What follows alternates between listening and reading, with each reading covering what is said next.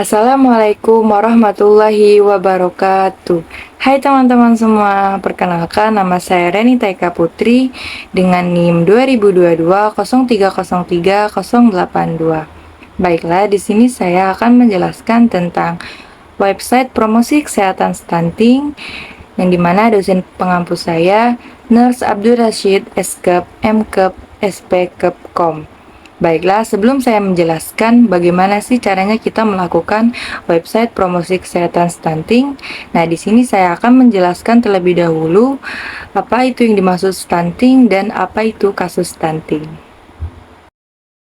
Kasus stunting adalah salah satu permasalahan yang dihadapi pada saat ini yaitu stunting.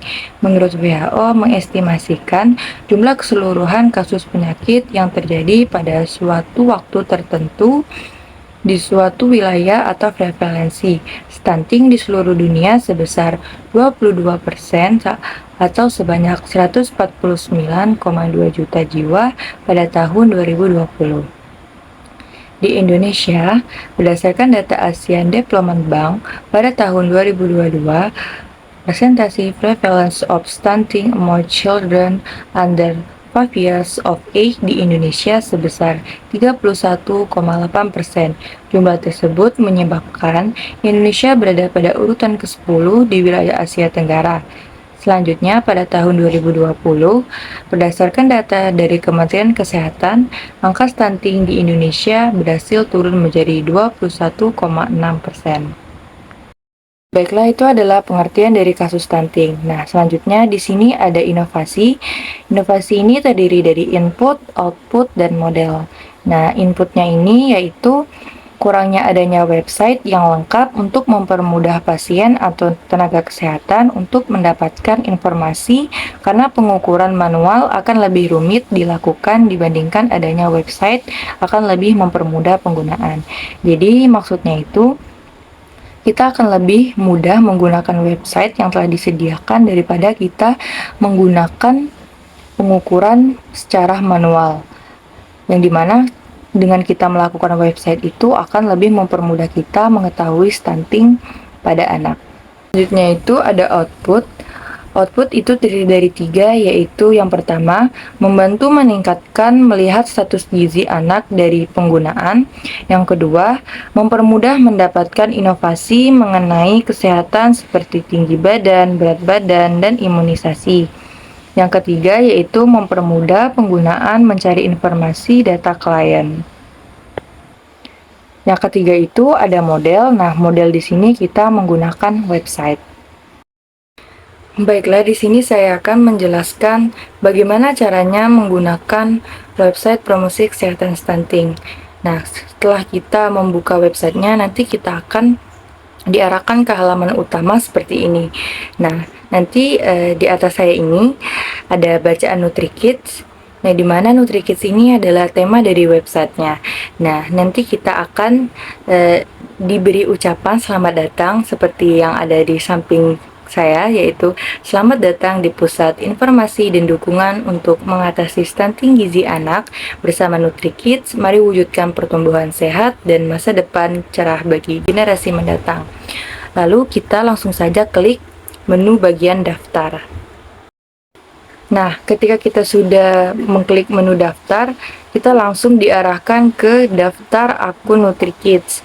Nah, di sini tinggal isi saja nama lengkap, email, password, serta konfirmasi passwordnya. Lalu langsung kita mengklik menu daftar. Selanjutnya, ketika kita sudah mengklik menu daftar tadi, kita akan diarahkan ke masuk akun NutriKids, yang dimana di sini kita diminta kembali untuk mengisi email beserta passwordnya. Nah, langsung saja kita klik menu bagian masuk. Nah, selanjutnya di halaman ini kita sudah masuk di akun NutriKids-nya, yang dimana di akun NutriKids ini ada menu dashboard. Nah, menu dashboard-nya itu ada beberapa fitur. Nah, fiturnya itu terdiri dari dashboard, user, ada data bayi atau balita, ada penimbangan, ada imunisasi, serta ada edukasinya. Nah, di menu dashboard ini kita langsung saja mengklik data bayi atau balitanya. Di sini kita langsung diarahkan ke menu forum data bayi atau balita. Nah, bagi bayi yang belum pernah melakukan imunisasi atau belum melakukan pengecekan di website ini dan belum ada data-datanya, nah di sini kan ada data bayi atau balitanya, itu ada data baru atau data sekarang. Nah, yang ini adalah bagian data barunya. Nah, ketika anak itu belum melakukan imunisasi di website ini atau belum ada datanya sama sekali, kita diarahkan untuk mengisi data-data anaknya terlebih dahulu, seperti NIK anak, nomor kartu keluarga, nama anaknya, nama ayah, nama ibu, anak keberapa, terus tanggal lahir bayinya berapa, jenis kelaminnya laki-laki atau perempuan, lalu berat badan, tinggi badan, kecamatan, alamat lengkap, serta nomor HP orang tua. Nah, ketika sudah terisi semua data-data anaknya, kita langsung saja klik bagian simpan. Setelah kita sudah menyimpan data bayinya tadi, kita akan diarahkan ke halaman seperti ini. Nah, di menu dashboard ini adalah data sekarang. Nah, data sekarang itu di bagian data bayi dan balita, ini adalah ketika kita sudah menyimpan datanya tadi, dia akan tersimpan seperti ini. Nah, data-data ini juga adalah data-data anak yang sudah melakukan imunisasi. Nah, jadi ketika kita ingin mencari nama anak itu untuk melakukan imunisasi selanjutnya, kita tinggal saja mengklik namanya di kolom pencarian, seperti contohnya Jisung. Nah, kita klik saja namanya Jisung, lalu untuk NIK, nama ayah, nama ibu, serta jenis kelamin, tanggal lahir dan alamatnya nanti juga ikut muncul. Nah, di sana di pojok itu ada menu aksi ya. Nah, menu aksi itu untuk yang berwarna merah itu untuk menghapus datanya, kalau yang biru itu untuk mengedit. Nah, kalau yang warna hijau itu untuk mengetahui informasi anaknya yang sudah melakukan imunisasi. Selanjutnya, ketika kita ingin mengetahui informasi detail tentang anak yang sudah melakukan imunisasi, kita tinggal mengklik saja aksi yang berwarna hijau tadi. Nah, di sana kita akan mengetahui detail informasi tentang anaknya. Nah, seperti contohnya Jisung ini. Nah, di sini adalah data detail informasi Jisung. Nah, di sini ada data-datanya langsung. Nah, di sampingnya itu ada grafik, yang dimana grafik itu untuk mengetahui apakah anaknya ini memiliki status kekurangan gizi atau obesitas. Nah, di bawahnya itu ada data penimbangan. Nah, data penimbangan ini adalah data-data yang telah dilakukan Jisung. Nah, seperti pada saat tanggal 7 bulan 9 2023, di saat usianya 10 bulan, nah berat badannya itu 7,8 kg, status gizinya baik. Nah, sarannya pertahankan kadar gizi. Nah, untuk selanjutnya akan tersimpan seperti itu juga, seperti di saat dia melakukan penimbangan di tanggal 21 bulan 10 2023, pada saat itu dia berusia 11 bulan, berat badannya 8 kg dan status gizinya masih baik ya. Sarannya pertahankan kadar gizi. Sama juga halnya seperti imunisasi yang ada di bawahnya. Nah, ketika dia sudah melakukan imunisasi, di sana ada tanggal imunisasinya. Contohnya seperti dia melakukan imunisasi di tanggal 21 bulan 10 2023. Nah, di sana usianya 11 bulan dan jenis imunisasinya itu campak. Oke, baiklah teman-teman semua. Tadi saya sudah menjelaskan tentang data bayi atau balita. Nah, sekarang selanjutnya kita kembali lagi ke menu dashboard. Nah, kita klik bagian fitur penimbangan yang ada di atas ini. Nah, ketika kita sudah mengklik fitur penimbangannya, nanti kita diarahkan ke halaman seperti ini. Nah, ketika anak ingin melakukan penimbangan, kita tinggal cari saja data yang sudah kita simpan. Nah, seperti contohnya anak yang bernama Jisung. Kita cari saja data anak. Nah, kita klik namanya di nama anak Jisung, terus nama ibunya Jihyo. Nah, nanti data-datanya akan muncul seperti di atas ini. Seperti nik anaknya, nama anak, jenis kelamin, tanggal lahirnya, nama ayah beserta ibunya, dan alamatnya. Nah, untuk input data penimbangan yang ada di sampingnya, ketika anak melakukan penimbangan, di situ kita tinggal tuliskan input tanggal penimbangannya, tanggal berapa, bulan berapa, dan tahun berapa. Nah, untuk usia bulannya kita klik tombol hitung usia. Nanti di sana dia tertera usia anaknya berapa. Lalu kita isi berat badannya, lalu kita klik tombol hitung status gizi. Nah, kita klik tombol hitung pada status gizi itu untuk mengetahui status gizi pada anaknya. Lalu kita di situ bukan dianjurkan, tapi lebih tepatnya untuk diisi ya, untuk saran kedepannya untuk anaknya.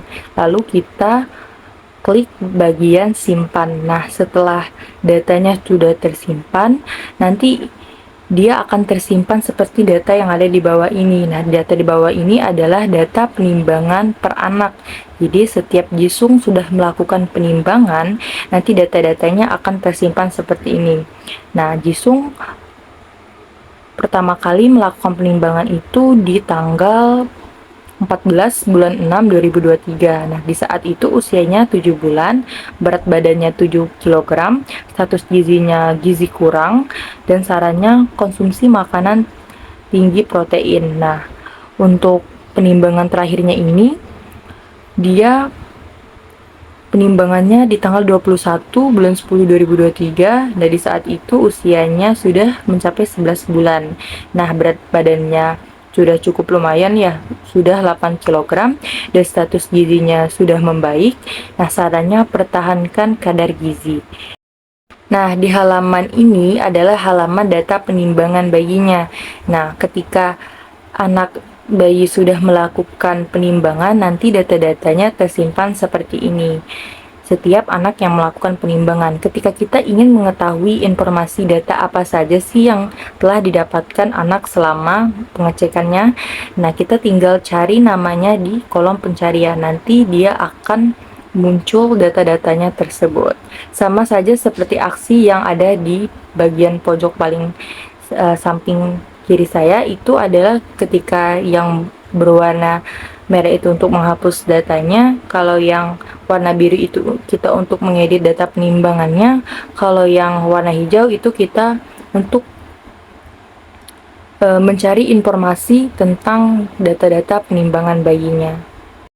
Nah, untuk filter data yang ada di atas itu untuk kita memfilter tanggal penimbangannya dan jenis kelaminnya. Lalu kita tinggal klik saja terapkan. Nah, selanjutnya kita kembali lagi nih ke menu dashboard. Nah, di menu dashboard itu kita klik yang bagian imunisasi yang ada di atas ini. Nah, ketika kita sudah mengklik fitur imunisasinya, nanti kita akan diarahkan ke halaman seperti ini. Nah, sama halnya dengan penimbangan tadi ya. Ini adalah imunisasi. Ketika anaknya ingin melakukan imunisasi, kita tinggal cari data nama anaknya, seperti contohnya Jisung. Kita klik di nama anaknya Jisung, nama ibunya Jiyo. Nanti dia akan muncul data-datanya seperti ini. Nah, di samping itu ada input data imunisasinya. Nah, kita tinggal tulis tanggal imunisasinya, tanggal berapa, bulan berapa, dan tahun berapa. Lalu untuk usianya kita tinggal klik tombol hitung usianya. Nah, untuk jenis imunisasinya di sana kita pilih apakah dia BCG, apakah dia polio 1, apa dia polio 2, dan seterusnya. Lalu kita simpan datanya. Nah, untuk data imunisasi per anak itu seperti di bawah ini ya, teman-teman. Nah, ini adalah data-data Jisung selama dia melakukan imunisasi. Terakhir dia melakukan imunisasi itu pada usia 11 bulan, jenis imunisasinya itu campak, tanggal imunisasinya itu di tanggal 21 bulan 10 di 2023. Nah, di halaman selanjutnya ini adalah data imunisasi, yang dimana data-data bayi yang sudah melakukan imunisasi akan tersimpan di halaman ini. Nah, misalnya kita ingin mencari informasi tentang data imunisasi anaknya. Nah, kita tinggal klik saja nama anaknya di kolom pencarian. Misalnya contohnya Jisung, kita klik saja namanya Jisung, nanti data-datanya akan muncul di halaman ini. Nah, untuk filter data yang warna merah itu adalah untuk kita memfilter tanggal imunisasinya dan jenis imunisasinya. Lalu langsung kita terapkan saja. Nah, untuk yang berwarna hijau itu adalah untuk menambahkan data. Sama saja seperti halnya di data bayi dan balita dan penimbangan tadi. Selanjutnya di sini ada outcome. Outcome dari website ini adalah untuk mengetahui status pada gizi anak, lalu untuk menyimpan data penimbangan, data anak, dan hasil pada pengukuran gizi anak, serta mengetahui status imunisasi pada anak. Baiklah, sekarang tidak terasa di penghujung video, mungkin hanya itu yang dapat saya sampaikan tentang bagaimana cara melakukan dan menggunakan website promosi kesehatan stunting. Apabila ada kata-kata yang salah dan kurang menarik, harap dimaklum karena saya masih proses pembelajaran. Kurang dan lebihnya saya mohon maaf. Assalamualaikum warahmatullahi wabarakatuh. Bye-bye.